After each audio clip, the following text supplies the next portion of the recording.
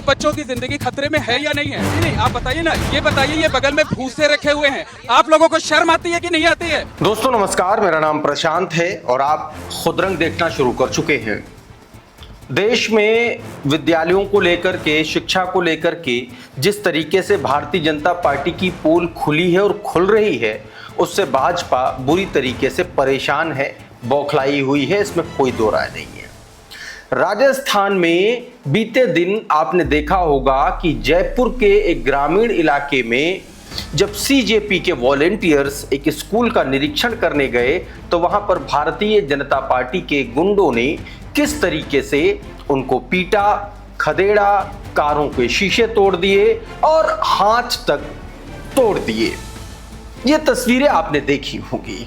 उसके बाद की जो स्थिति है वो मैं अभी आपको आगे इस वीडियो में दिखलाने की कोशिश करूंगा, लेकिन आज के इस वीडियो की शुरुआत मैं 2-3 इंपॉर्टेंट खबरों से करना चाहता हूं। पहली खबर यह है कि राजस्थान में एक ऐसा विद्यालय है, एक ऐसा शिक्षक है जिसने पूरे के पूरे एजुकेशन माफिया की कमर तोड़ दी अकेले दम पर, और ऐसी कमर तोड़ी कि राजस्थान का शिक्षा मंत्री, राजस्थान की सरकार बौखला उठी और उसके बाद उसका तबादला कर दिया।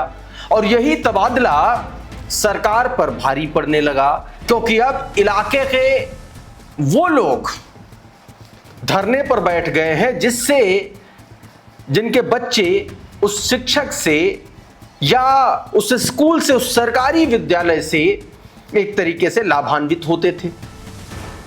शिक्षक मुस्लिम है और मुस्लिम शिक्षक के तबादले के विरोध में, यानी कि उसके समर्थन में, गांव के हजारों लोग धरने पर बैठ गए हैं।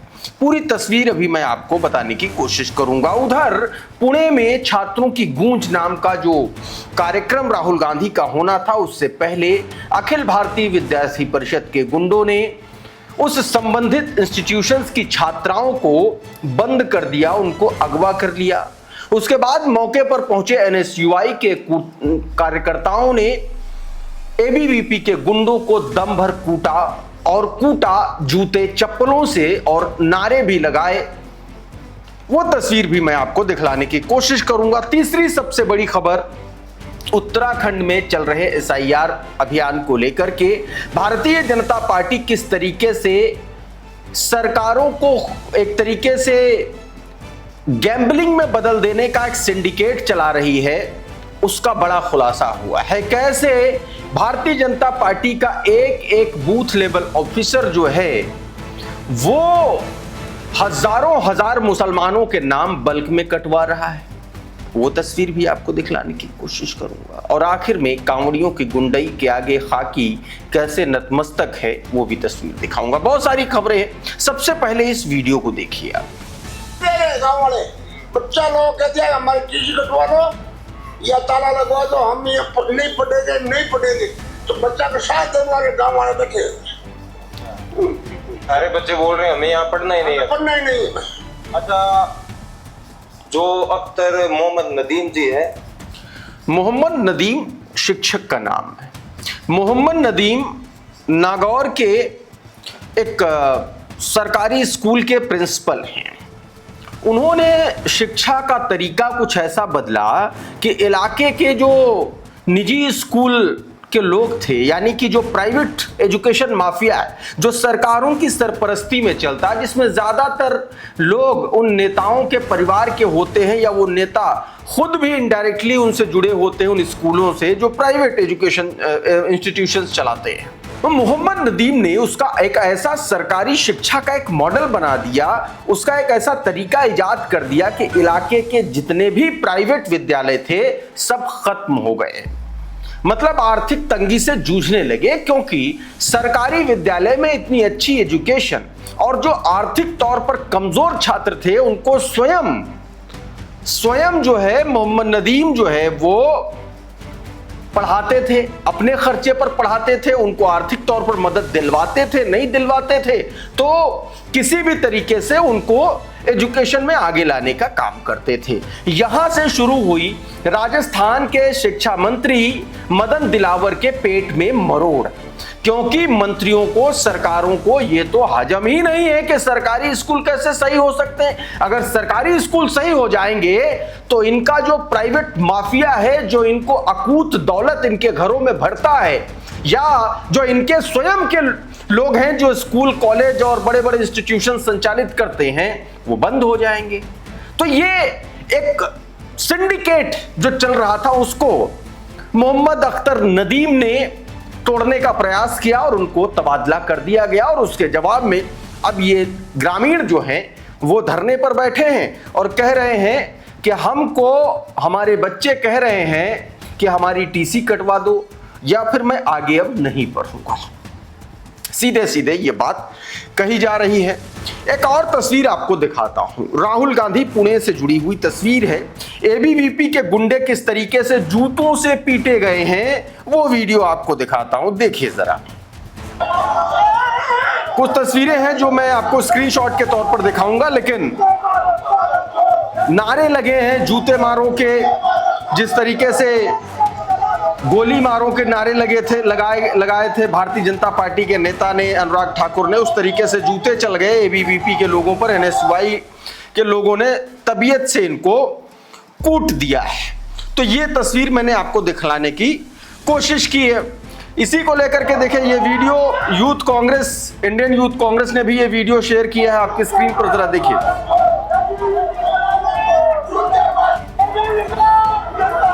हालांकि पुलिस ने बर्बरता पूर्वक, बताया जा रहा है कि एनएसयूआई के लोगों को पीटा है। आपको पता है कि महाराष्ट्र में भारतीय जनता पार्टी की सरकार है और जिसकी सरकार होती है पुलिस उसी के कार्यकर्ता की तरह काम करती है। उत्तर प्रदेश हो, महाराष्ट्र हो, उत्तराखंड हो, गुजरात हो, मध्य प्रदेश हो, राजस्थान हो, कहीं की भी तस्वीरें आप उठा करके देख लीजिए।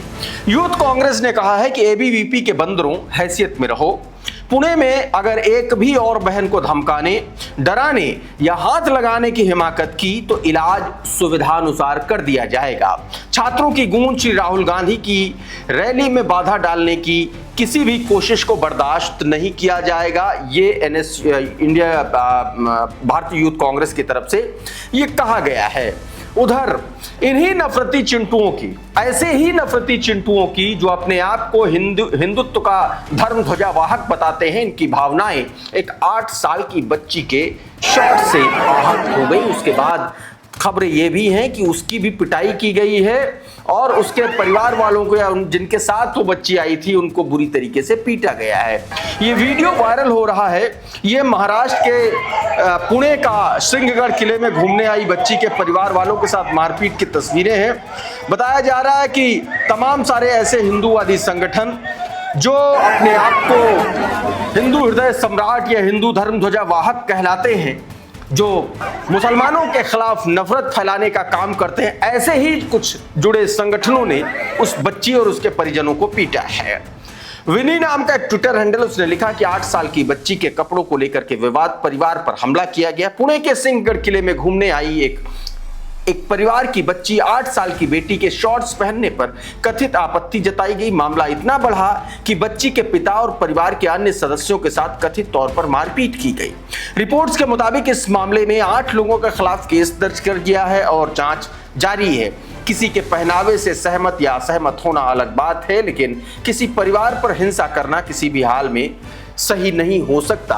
इन्होंने पहले खाने पर पहरा बैठाया, फिर उसके बाद अब ये कपड़ों पर आ गए हैं। उसके बाद आप क्या बोलेंगे, क्या सोचेंगे, उस पर भी ऐसे ही संघी जमात के पाले हुए गुंडे अब आप लोगों की गर्दन तक पहुंच चुके हैं। तय आपको करना है कि इनको सबक कैसे सिखाया जाए कानून की भाषा में। एक और तस्वीर आपको दिखाता हूं, राजस्थान की तस्वीर है। राजस्थान का वही स्कूल, वही गांव जहां पर आशुतोष रांका के अगुवाई में सीजेपी का वॉलंटियर्स की टीम पहुंची थी उस विद्यालय का निरीक्षण करने, और जब भाजपा के पाले हुए गुंडों ने उन पर मारपीट की। लेकिन उसके बाद जब पत्रकार वहां पर पहुंचे तो क्या उस स्कूल की हालत थी ये आप देखिएगा। ऐसा लगेगा जैसे गांव का कोई तबेला हो, उस तरीके का स्कूल। आप स्क्रीन पर जरा ये वीडियो को देखिए। जर्जर बिल्डिंग है, आप यहाँ पर कैसे बच्चों को पढ़ा रहे, देखिए कितनी जर्जर हालत है। टीन शेड एक लगाया है आपने, और टीन शेड भी देखिए वो आधा गिरा हुआ है। आप बाहर जाइए सर। नहीं नहीं, हम बाहर चले जाएंगे, हम बाहर चले जाएंगे, हम बाहर चले जाएंगे।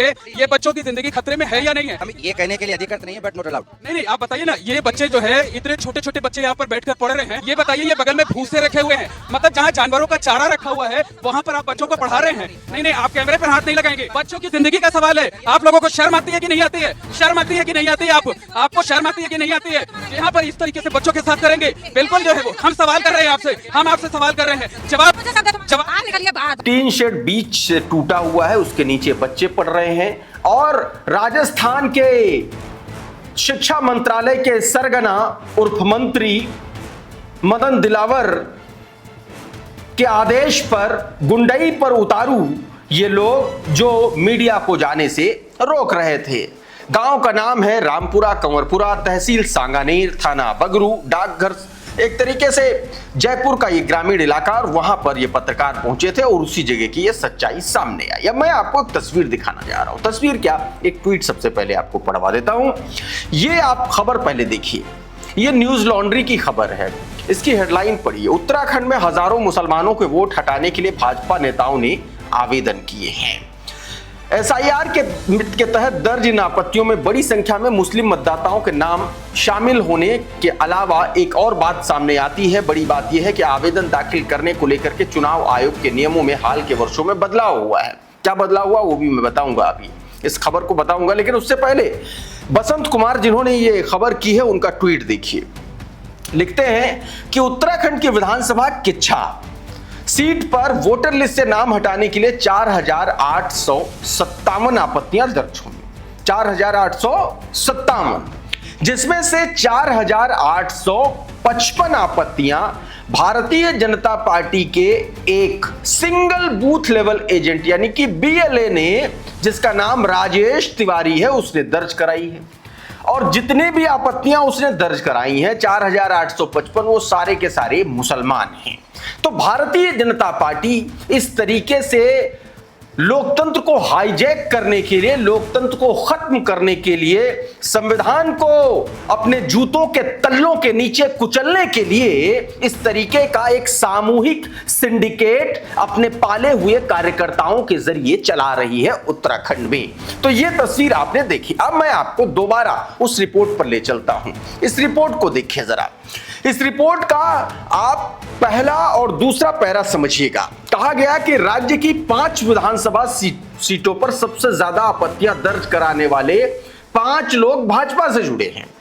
इनमें से 4 सीटों पर जिन मतदाताओं के नाम हटाने की मांग की गई वो सारे के सारे मुसलमान हैं। उत्तराखंड की 70 सीटों में से इन 5 लोगों ने सबसे ज्यादा आपत्तियां दर्ज कराई। इनकी ओर से दाखिल आपत्तियों की संख्या 230 से लेकर के 4,855 है। मतलब ये जो 5 लोग हैं, इनमें से हर व्यक्ति ने कम से कम या तो 230 आपत्तियां दर्ज कराई या फिर अधिकतम 4,855 जो किच्छा में दर्ज कराई गई। तीनों सीटों पर एक ही व्यक्ति के नाम हटाने के लिए आई कुल आपत्तियों में से 49 से 99% तक आवेदन खुद दाखिल किए गए हैं। तो भारतीय जनता पार्टी ये कर रही है। अच्छा, भाजपा के इस सिंडिकेट में पूरी तरीके से बाकायदा धर्म गुरु की आप कह लीजिए कि भूमिका में चुनाव आयोग उर्फ ज्ञानेश कुमार गुप्ता एंड सन्स हैं। चुनाव आयोग ने शुरुआत में एक नियम तय किया था कि एक दिन में मैक्सिमम 10 आपत्तियां दर्ज की जाएंगी, फिर 50 हुई, फिर बंगाल आते आते ये सारी कैपिंग हटा दी गई, यानी कि दिन भर में आप हजारों आपत्तियां दर्ज करिए, कोई समस्या नहीं है ज्ञानेश कुमार को। ज्ञानेश कुमार तो प्यादे हैं, भाजपा के बैठे हैं, धृतराष्ट्र बैठे हैं, पट्टी बांधे हैं। खैर धृतराष्ट्र तो फिर भी ठीक थे, ज्ञानेश कुमार तो पट्टी वट्टी तो छोड़िए, कहो तो खुद ही कॉपी पेन लेके काटने में जुट जाएं। इस तरीके की उनकी भक्ति है मोदी और शाह को लेकर के। तो ये जो खबर है ये अपने आप में बहुत चिंता में डालने वाली खबर है। उधर उत्तर प्रदेश में भारतीय जनता पार्टी के धार्मिक एजेंडे के आगे उत्तर प्रदेश की कानून व्यवस्था, उत्तर प्रदेश की खाकी और पुलिस कैसे नतमस्तक है। वो लोग भी नतमस्तक हैं जो काम ईमानदारी से करना चाहते हैं। उसका एक जीता जागता उदाहरण देखने को मिला। वीडियो में अभी आपको बताऊंगा, बस थोड़ा सा कॉन्टेक्स्ट दे दूं। कन्नौज का मामला है। कांवड़िए गुंडाई कर रहे थे, डीजे को लेकर के मामला भड़का हुआ था। वहां पर इंस्पेक्टर साहब पहुंचे, काबू में करने की कोशिश की, कानून व्यवस्था संभालने की स्थिति में आए, लेकिन कांवड़ियों के गुंडई के आगे दारोगा जी, इंस्पेक्टर साहब जो हैं वो नतमस्तक नजर आए। क्या कह रहे हैं, मतलब आप सोचिए कि कोई किसी पुलिस वाले को अगर ये कहना पड़े कि अगर मैं गलत हूं तो तुम्हारा जूता और मेरा सर, यानी कि कांवड़ियों की गुंडई के आगे कानून का एक रखवाला, या यूं कहे कि स्वयं कानून जो है कह रहा है कि तुम्हारा जूता हमारा सर। वीडियो देखिए। अनाउंसमेंट कर रहा हूँ, शपथ के साथ अनाउंसमेंट कर रहा हूँ, अगर मैंने कोई गलती की है तो मेरा सर और आपका जूता बराबर। लेकिन मेरी बात सुनिए। और एक वीडियो, यही इसी का एक और वीडियो दिखाता हूं। इन्हीं इंस्पेक्टर साहब ने कहा कि अगर मैं गलत हूं तो आज ही नौकरी से रिजाइन कर रहा हूं, आज ही रिजाइन कर दूंगा, यहां तक कहना पड़ रहा है।